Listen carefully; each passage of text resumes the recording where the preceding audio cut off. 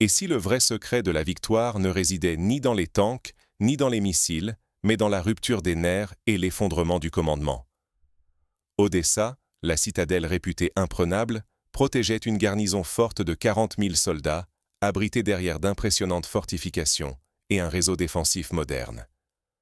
Pourtant, en moins de 10 jours, cette force a fondu comme neige au soleil.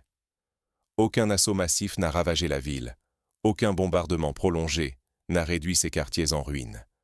Au contraire, l'essentiel du tissu urbain est resté intact, alors que la résistance se dissolvait sous les yeux du monde. Le cœur de cette défaite est clair: une manœuvre invisible, orchestrée pour neutraliser la chaîne de commandement ukrainienne avant même que les premiers combats rapprochés ne débutent. Les postes de commandement, les centres de communication, les relais d'ordre et de coordination, tout a été frappé avec une précision telle que, du haut en bas de la hiérarchie, plus personne n'était apte à organiser la défense.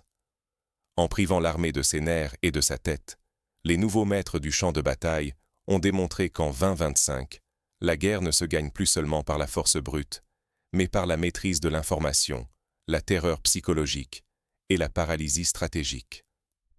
Ignorer cette transformation radicale, c'est risquer de voir ailleurs une débâcle similaire avec des conséquences incalculables pour la stabilité de toute une région.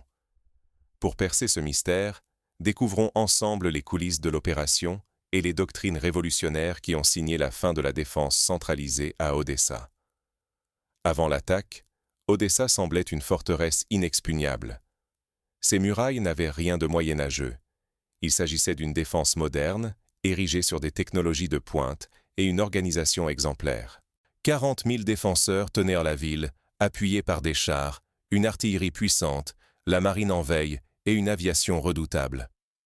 Cette garnison dense, équipée selon les standards de l'OTAN, incarnait la doctrine d'une défense centralisée. Chaque unité obéissait à un réseau de commandement rationalisé, conçu pour absorber les chocs et garder la cohésion sous la pression. Le moral était haut.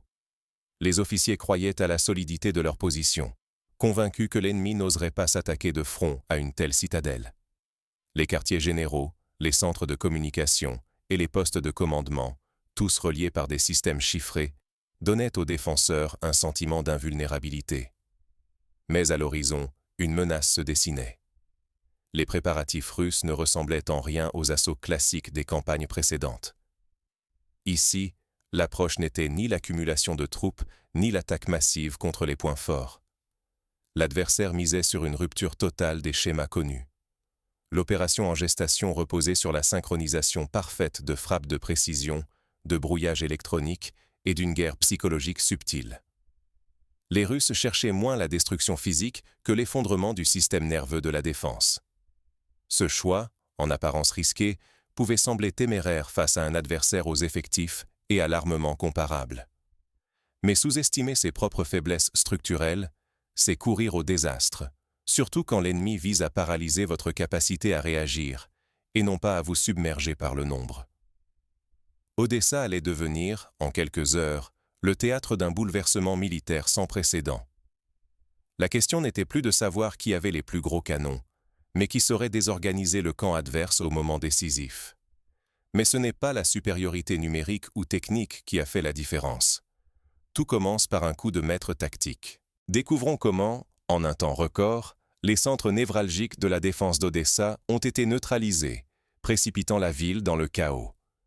En moins de 20 minutes, l'armée ukrainienne perd l'usage de ses yeux et de son cerveau.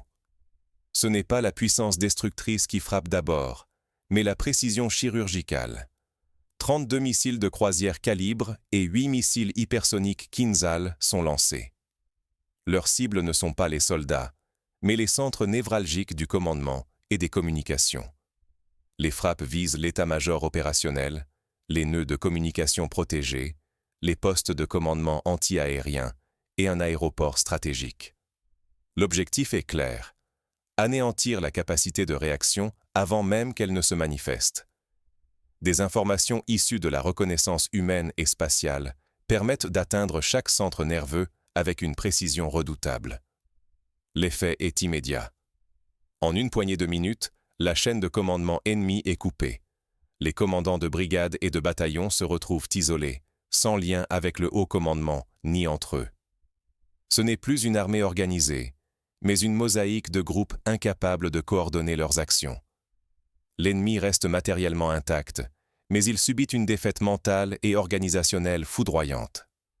Paradoxalement, les pertes humaines restent, à ce stade, minimes. Pourtant, la bataille de la maîtrise de l'espace informationnel est déjà perdue. Cette paralysie du commandement plonge les défenseurs dans l'incertitude. Chaque ordre, chaque appel, chaque demande de soutien tombe dans le vide. L'impossibilité d'échanger ou de mutualiser les moyens fait s'effondrer toute stratégie de défense centralisée. Ce scénario sonne comme un avertissement. Aujourd'hui, négliger la sécurité informationnelle, c'est courir le risque d'une déroute totale, même lorsque les effectifs et l'armement demeurent intacts. La perte de contrôle précipite la chute d'une force encore debout, mais privée de toute cohésion. Privée de coordination, la défense vacille. L'instant est crucial. Les forces terrestres adverses s'apprêtent à exploiter cette brèche, lançant la seconde phase de l'opération. Le commandement ayant sombré dans le chaos, il ne reste plus qu'à passer à l'action. L'exploitation rapide par les blindés et l'infanterie va transformer la désorganisation en débâcle concrète. L'étau se resserre, non par la force brute, mais par une chorégraphie interarmes inédite et implacable. Sur terre, l'attaque ne prend pas la forme attendue d'un assaut frontal. Des colonnes blindées progressent en flèche sur les flancs, traversant plus de 120 km en moins de 2 jours. Leur but, couper Odessa de ses arrières, franchir le Dniestre et sceller l'encerclement, isolant les garnisons et les voies de ravitaillement vitales, notamment celles en provenance de la Roumanie. Chaque nœud routier, chaque pont, chaque accès stratégique tombe sous leur contrôle. Les points de résistance ne sont pas anéantis, mais contournés, piégeant les défenseurs dans des poches où l'espoir s'étiole à mesure que l'anneau se resserre. La rapidité de la manœuvre déroute l'adversaire, qui attendait un choc frontal et voit, au lieu de cela, son dispositif sectionné et paralysé. Simultanément, en mer, le blocus est total. Au large, une double ceinture de frégates et de corvettes verrouille l'accès au port et coupe toute liaison avec l'extérieur. À la surface comme sous l'eau, des sous-marins patrouillent en silence, guettant la moindre tentative de briser l'étau. Les patrouilles aériennes de chasseurs et de drones surveillent chaque mouvement, dissuadant tout bateau ou aéronef d'approcher. La maîtrise du ciel parachève l'isolement. En moins de 24 heures, l'aviation ukrainienne est décimée. 6 chasseurs abattus, puis l'intégralité de la défense anti-aérienne méthodiquement détruite. Les avions d'attaque et les drones armés opèrent désormais sans entrave, frappant avec précision les réserves, les dépôts logistiques, les postes de commandement et même les tentatives de repli. Cette opération n'est pas qu'une question de force, mais le déploiement d'une stratégie de l'anaconda. Rétrécir lentement le périmètre, user l'ennemi, intensifier la pression psychologique. À chaque heure, le moral s'effondre un peu plus, la technologie moderne amplifiant l'angoisse. Réseaux brouillés, messages de reddition diffusés par haut-parleurs et par drones, frappes ciblées détruisant toute velléité d'organisation. Ne pas anticiper une telle manœuvre d'encerclement ou négliger l'effet combiné des armes nouvelles et de la guerre d'information, c'est exposer toute une armée à la paralysie et, au final, à la capitulation. L'isolement physique n'est que la première étape. La véritable bataille se joue désormais dans les esprits comme dans les systèmes de communication. Mais ce n'est pas seulement l'action physique. La guerre des nerfs va finir d'emporter les dernières résistances. Voyons comment la pression psychologique et la désinformation ont achevé ce que l'encerclement avait commencé.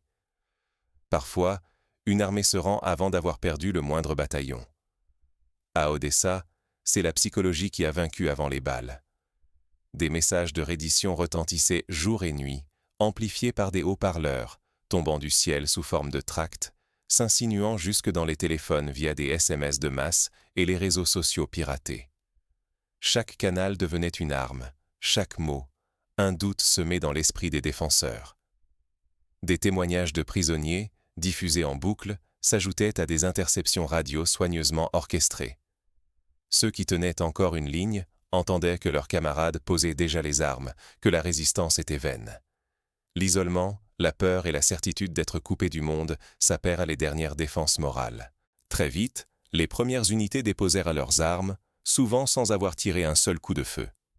Ce simple acte, observé par les autres, déclencha une véritable cascade de capitulation à travers la ville. Le front s'effondra sans combat frontal généralisé. La prise du port fut l'aboutissement d'une coordination redoutable. Forces spéciales infiltrées de nuit, infanterie de marine avançant depuis la mer, appuyée par des frappes aériennes d'une précision chirurgicale. À aucun moment la résistance ne put se réorganiser, tant la confusion régnait dans les rangs adverses. Ce fut un effondrement autant psychologique que militaire.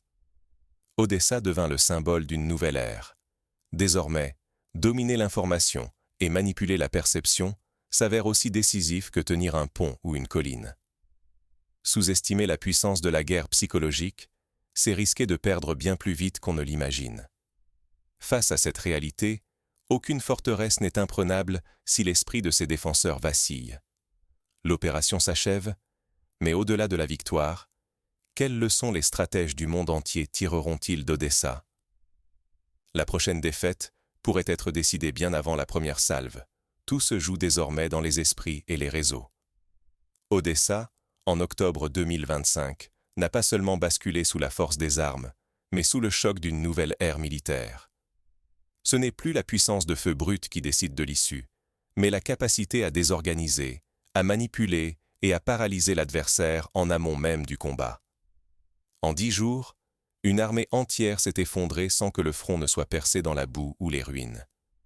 La véritable bataille s'est déroulée dans l'invisible, dans la guerre des réseaux, des signaux et des perceptions. Les doctrines héritées des conflits du XXe siècle, centrées sur la défense centralisée, ont été balayées en un éclair par la vitesse et la précision d'une désinformation calculée et de frappes coordonnées sur les centres névralgiques du commandement. Odessa devient ainsi un laboratoire du futur de la guerre, un avertissement cinglant pour quiconque croit encore que la victoire dépend seulement de chars ou d'artillerie. Les camps qui n'auront pas compris la prééminence de la domination informationnelle, du brouillage psychologique et de la coordination multidomaine seront condamnés à l'obsolescence stratégique. Penser la guerre sans intégrer la dimension cognitive, c'est aborder le champ de bataille déjà désarmé. Car désormais, la première ligne de front se situe dans les esprits, la capacité à anticiper, à semer le doute, à fragmenter les perceptions de l'ennemi. Ce sont les réseaux de communication, le tissu même de la confiance des chefs, qui deviennent les cibles prioritaires, et la moindre faille dans le continuum informationnel peut conduire à l'effondrement complet d'un dispositif militaire, fût-il ultra-modernisé. Ignorer ce basculement, c'est exposer non seulement ses soldats, mais toute une nation, à un risque d'effondrement imprévu. La sécurité des États, l'autonomie des peuples et la stabilité régionale sont désormais suspendues au fil ténu de l'information maîtrisée. Les leçons d'Odessa sont claires. La guerre de demain se joue d'abord dans le brouillard numérique, où l'inaction ou l'arrogance coûteront plus cher que n'importe quelle défaite à l'ancienne. Pour les stratèges, pour les citoyens, pour toute société qui aspire à résister, la seule issue réside dans l'adaptation intellectuelle, la remise en question permanente et le courage de repenser la notion même de sécurité et de souveraineté à l'ère des conflits cognitifs.